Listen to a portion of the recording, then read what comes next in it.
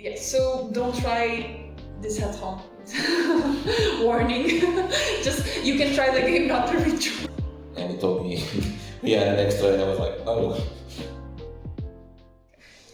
Hi gamers and developers, and welcome to another GDT vlog. On today's vlog we're going to talk about Ludum 55, and this was a 3-day jam, and we have here Team 1. Hello. Hello. Present yourselves, so go ahead. Okay, so my name is Ricardo. I'm a sound designer / musician, producer, or something along those lines. And I did the audio, music and sound effects for the game. I'm João. I was a programmer for the game. Okay. Then we have two more team members, and those were Beatriz Paulus and Sofia Ruivo, who worked on the art of the game. So yeah, can you tell us about your game? And if you can pronounce the name of the game, can you do it so the people back at home know what we're talking about? I don't remember the name. I think it's best to go as like Japanese hide and seek. Japanese hide and seek, yeah. So can you tell us about the game? How did you get the idea? Hitori Kakurenbi. Kakurenbi. I think that's Hitori Kakurenbi. Yeah. I think that's it. Okay, yeah. So yeah, the game, yeah. So the theme for the jam was summoner, I think, or summons, something along those lines. And our idea was to create a game based on Japanese folklore about a demon that you summon to play hide and seek with that kills you in the end. So we play as a little girl who is alone at her grandparents' house, and she decides to perform this ritual, which obviously ends badly because the doll comes alive and it tries to kill her. And I'm gonna add, because I already know about this game beforehand, but this was actually inspired in a real ritual, right? Yes. Okay, yeah. The name of the game is the name of the ritual. Yeah, so don't try this at home. Warning. Just, you can try the game, not the ritual. It depends if you believe it or not. If you believe, no, but don't try it anyways, right? It takes way too long. It takes way too long. The whole process is a whole art and crafts piece. No. Now that we are actually talking about, do you want to tell us what the gameplay of the game is? I don't know which one of you want to answer. You're the one who programmed the whole mechanics. So the game is structured in 3 days. The first day is just a tutorial day, basically. It's just for you to walk around the house, look for places to hide, and basically get a feel of the story and the setting. Where this is where we find out that the main character is at her grandparents' house. They're always away at home, and she's having a pretty boring life. And this is where she tells the player that she heard about this ritual at school and that she wants to perform it tomorrow, meaning day 2, and that she has everything ready, so she just goes around and looks for hiding spots. In day 2, she performs the ritual. However, she does not perform it correctly, and so the doll ends up hiding from the player. And this way, the player now has to find the doll where she is, which is not that hard because the doll always spawns in the second day at the bathroom. That's by choice, because part of the ritual is performed in the bathtub. Then comes the third day where the doll actually comes alive because you performed the ritual correctly, and she's all scary looking and menacing. And she tells you to hide or else you die. Okay, so we can actually play the game now, and we can start the game. So actually, now talking about the music, what were your inspirations to design the sounds and? So I noticed that they were going for a more pixel art, as you can see from the game. So I immediately thought, of course, I'm gonna also have to use sounds that come like chiptune, or that are also from pixel games like the NES or the I wouldn't even go as far as SNES. So that was the whole point. I tried, it was a different way of the way I make music, because I think it was the first time that I actually made music for a horror game-ish. So I wanted to take a different approach. I used even a different software to make the music. It was mostly audio, so normally I'm more of a sequencer. I just put things on the piano thing, and I draw notes. But this time I work more with audio. I made longer notes. If you can listen to the music, it's more like just long notes, drones, just.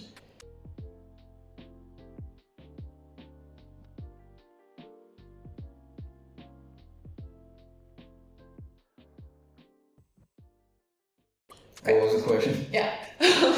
So this was the first time that you used this method, or Yeah. So you actually learned something from this jam, I think, right? Yeah. Do you think it worked, or was it like something that? I think it worked pretty well. Okay. Even at the, spoiler alert, when she's chasing you in the music, it just makes me a little bit scared of that. That's because that's awesome. I'm not good with horror games. It's just no, but I think that's awesome because if you feel that like the music can scare you just by playing, I think that's a good take on the music, right? And the audio effects that you managed to create. And if you are watching, right, and gonna play this game after, leave a comment on how scary the music is, right? We want to hear all about it. So yeah. Okay. Well, now about the programming, because we don't have the artist here, but you said that the doll chases you, right? How did you program the chasing part of the game?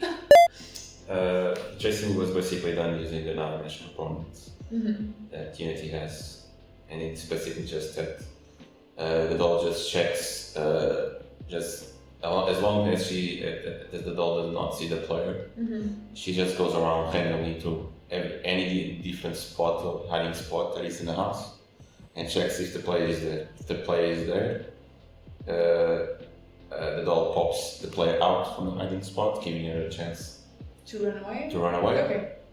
And then she tries to catch the player. Okay. If she sees the doll, if the doll sees the player walking around, she will chase the player.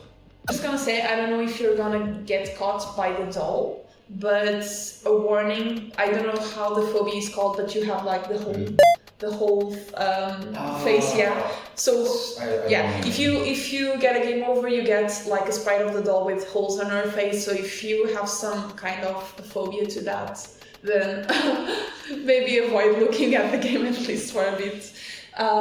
So yeah, now we can talk about the jam itself. This was your first time for both of you participating in Ludum, right? Yes. And what did you think of the jam itself? I joined the team a little bit later. Yeah. So the whole planning thing, I was just like. You were out. As soon as I arrived there, they were like, we have this idea. Like, Oh, okay. yeah. It's just a matter of. So what about you? The jam was pretty cool. Honestly, it was not that different from a normal jam of 3 days or 2 days. At the beginning, I was a little bit confused because I thought the jam was only 2 days. So I was wrapping my schedule around being 2 days. And in the second day, I was working with Ricardo in Discord, and he told me we had an extra, and I was like, oh, okay, that's nice. I remember thinking, oh wait, that's nice. I should have said anything. You should have just finished it in 2 days. So the programming was, at least the essential parts were done at the beginning of the second day. All what was needed was art and basically allowing the polishing the game, which ended up being to me also cut. I didn't have much time to polish. There's a lot of issues with colliding, sprites in their own layers and stuff like that. Okay. However, I think the game is still fun. Okay, so what about the theme of summoning? Because I think that's the thing we can talk about the gem itself. Unlike some other people, I think. At least I don't think this was the norm. I didn't like the theme very much. Okay. At least for me, because this was not a very creative theme for me. The only thing I thought was the typical summoner from like Diablo or World of Warcraft, stuff like that. Just someone who summons minions and combat stuff. And from what I saw from other submissions, all of them were quite similar to that idea. Not many deviated from that. they added a cool twist in the other two, but it was all around summoning stuff from you. But one of our artists, I think was Sophia, she suggested this folklore, this term, which I thought was a cool twist because it's still about summoning because we're summoning a demon, but it's not the typical summon that you think. Okay. So yeah, would you recommend this gem? What would you say about this? I would just say recommend joining a gem. Yeah, just any gem. Yeah. To be honest, Ludum gets a lot of fame and stuff, but I don't think it's that much different from other typical gems. Okay. So any Ludum is cool, but any other gem is also cool. Okay. It is better because, again, as you said, it has a bigger name. I guess finding a team is much easier because there's a lot more people participate. There's also the topic of competition. There's a lot more games at the end for you to check out. So that part is more interesting. I think if you like that kind of stuff and you want to join a gem with more people to find a team or more competition, well, maybe this one is for you. And it's also 3 days, so it's short and sweet.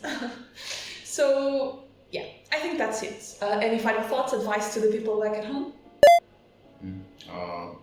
Game jams. Game jams, participate. It's as the last time I said, I think game jams. Okay. Yeah. Probably check the time.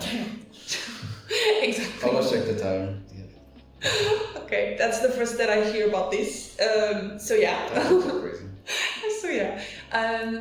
Thank you guys for coming. This is the end of the vlog, and thank you guys for watching back at home. And as always, please check our social media, check our other videos and stuff like that. And everything you can check about us, do it because we're awesome. And we'll see you next time.